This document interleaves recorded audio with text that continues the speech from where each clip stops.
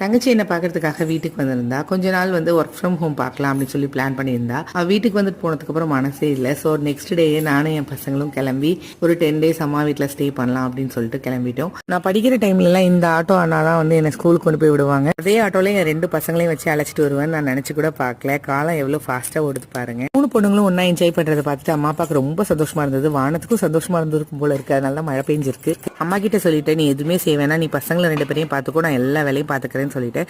அப்பாவுக்கு நான் அரைக்கிற பூண்டு சட்னினா ரொம்ப பிடிக்கும். ஸோ வந்தோடனே பூண்டு சட்னி அரைக்கலாம் அப்படின்னு சொல்லி பிளான் பண்ணியிருந்தேன். பூண்டு சட்னி ரெசிபி நான் துபாயில் இருக்கும் போதே நிறைய டைம் ஷேர் பண்ணியிருக்கேன். ரொம்ப சிம்பிளான ரெசிபி தான். நல்லெண்ணெயில் 4-5 வரமிளகா, 25 பல்லு பூண்டு, 10 சின்ன வெங்காயம், இதெல்லாம் வந்து உப்பு போட்டு நல்லா வதக்கிக்கணும். நல்லா வதங்கினதுக்கு அப்புறம் ஆற விட்டு மிக்சி ஜாரில் வந்து கொஞ்சமாக புளி சேர்த்து அரைச்சி எடுத்துக்கணும். சட்னி தாளிக்கிறதுக்கு வந்து நல்லெண்ணெய் ஆட் பண்ணி கடுகு, உளுத்தம் பருப்பு, கருவேப்பிலை தாளிச்சு எடுத்தோம் அப்படின்னா சட்னி ரெடி. இட்லிக்கு சூப்பராக இருக்கும். வீடியோ பிடிச்சிருந்தா சப்ஸ்கிரைப் பண்ணிக்கோங்க. தேங்க்ஸ் ஃபார் வாட்சிங். பாய்.